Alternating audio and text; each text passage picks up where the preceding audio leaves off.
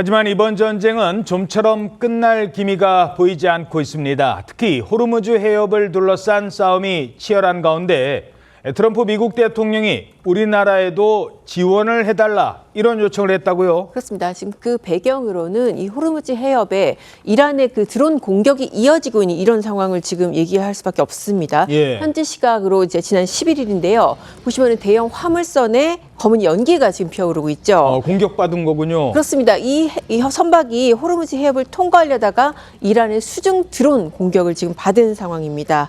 이렇게 지금 이란이 호르무즈 해협을 봉쇄를 하면서 승인 없이 통과하려는 선박은 물론이고 미국이나 이란, 이스라엘과 관련된 선박은 그냥 정박만에 있어도 표적으로 삼는 그런 상황입니다. 예. 그러니까 트럼프 대통령이 나선 겁니다. SNS를 통해서 5개 국가를 콕 집었습니다. 우리나라, 일본, 중국, 영국, 프랑스 이 나라들을 언급하면서 군함을 보내라.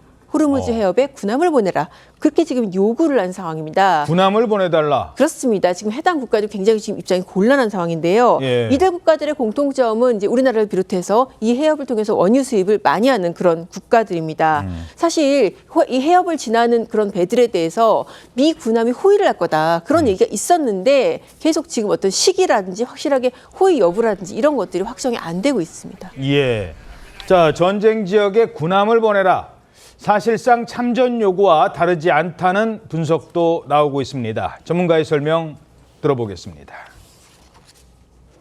부담 공유를 갖다가 요청하는 거죠. 점점 더 전쟁 이후의 상황에 대한 고민을 하고 있다는 반증일 수가 있어요. 왜 전쟁 끝난 상황에서 미국은 자국의 편들을 많이 만들어서 정치 외교적으로 이란을 둘러싸는 모습을 희망할 거예요.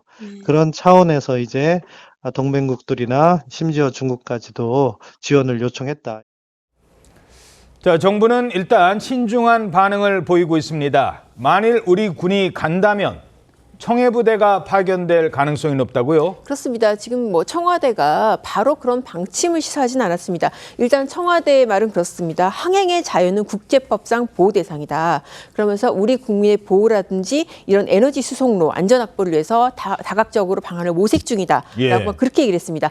다만 이제 공식 입장은 내진 않았고요. 아직까지 미국으로서도 트럼프 대통령의 SNS 외에 공식적인 어떤 파견 요청은 없는 상태입니다. 그만큼 정부도 굉장히 많이 고민을 하고 있습니다. 왜냐하면 대통령이 미국 대통령이 직접 입장을 냈기 때문에 굉장히 고민을 하고 있고요. 지금 청해부대 관련 전망 같은 경우에는 이미 한 번 이제 파견 전적이 있었거든요. 예. 그래서 만약에 간다 그러면 청해부대 가지 않겠냐. 그게 언제냐면은 과거에 그 소말리아 아덴만 지역에서 해적 퇴치 지금 임무를 맡고 있는데 트럼프 일기 시절에 미국하고 이란 그 긴장이 고조됐던 그때 이 청해부대 작전 범위를 일부 조정을 해서 바로 이 호르무즈 해협에 투입이 된 적이 있었기 때문입니다.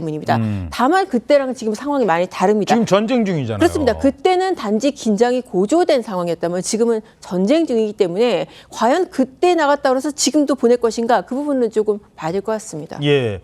자, 한국, 중국, 일본, 영국, 프랑스까지. 자, 그렇다면 중국과 일본 등 우리 주변국 반응은 어떻습니까? 네, 트럼프 대통령의 요청을 받은 우리나라를 비롯한 5개국 모두 신중한 입장을 보이고 있습니다. 먼저 중국은 즉답을 피하면서 휴전을 촉구했는데요. 주미 중국 대사관은 해군 전력 배치 계획이 있냐는 CNN의 질의에 중국은 즉각적 적대 행위 중단을 촉구하고 있다면서 원론적인 답을 내놨습니다. 우호 관계인 이란에 맞서서 병력을 보낼 가능성은 높지 않다는 관측이 나오고요. 일본 또한 신중한 입장을 보였습니다. 정치권에서 현행 일본법 아래에서 자위대 함정을 중동에 보내는 건 문턱이 매우 높다는 반응이 나오고 있습니다. 오는 19일 미일 정상회담을 앞두고 다카이치 총리의 고심이 깊어지고 있다는 보도도 나오고 있는데요. 그에 반해서 프랑스와 영국은 한중일 3국에 비해서는 보다 적극적인 입장이라는 해석이 나오고 있습니다. 예. 자, 제3국에 대한 트럼프의 요구. 이란은 어떤 반응입니까? 그렇습니다. 이란에서는 트럼프 대통령이 다른 나라에 구걸하고 있다면서 조롱성 반응이 나오고 있는데요. 이란의 외무장관 같은 경우에는 SNS를 통해서 미국은 호르무즈 해협의 안전을 위해 심지어 중국을 포함한 다른 나라에게 도움을 구걸하고 있다라는 처지다 이렇게 비판하고 있는 것인데요. 미국이 이번 전쟁으로 곤란한 처지에 놓이자 적성국인 중국까지 도움을 요청한 점을 조롱한 것으로 보여지고 있습니다. 또한 이란 측은 뭐라고 말하냐면 다른 나라를 향해서도 중동 분쟁을 키우는 행동을 자제해야 된다. 이렇게 경고하고 있습니다.